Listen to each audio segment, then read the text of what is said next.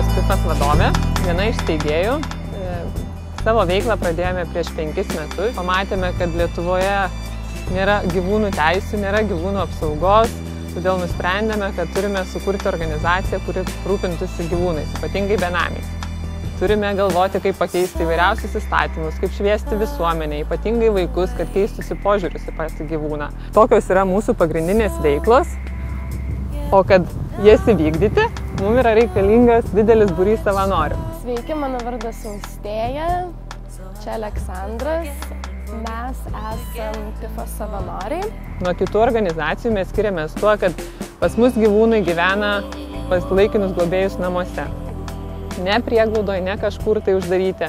Tokiu būdu mes galim tuos gyvūnėlius stebėti, kokiai šeimai jie labiau tinka, ar jie tinka gyventi su vaikais, ar jie tinka gyventi tik su suaugusiais. Aš esu Jonata Žinienė, šiaip dirbu mokytoja, savanoriauju ne viena, su šeima, turiu sūnų, kuris padeda mums, galima maistu padėti gyvūnam.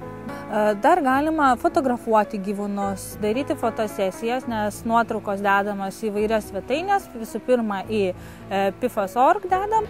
Šiai dienai turime susiradę nedidelį namelį, kuriame norime įsteigti kačių, sakykime, apsaugos centrą. Todėl mums labai reikalingi savanoriai, kurie turėtų laiko dirbti prie kompiuterio, įvairiausiais būdais, įvairiom kampanijom, įvairiom priemonėm padėtų mums surinkti pakankamai lėšų įsteigti, įrengti tam nameliui. Čia yra žirnis. Šį kačiuką radome prie pedagoginio tilto, važiuojamosios dalies. Jisai buvo labai sužeistas. Turiu labai daug laisvo laiko, todėl aš tai darau. Čia yra šunelis Rudis, globotinis, kuris ieško namų.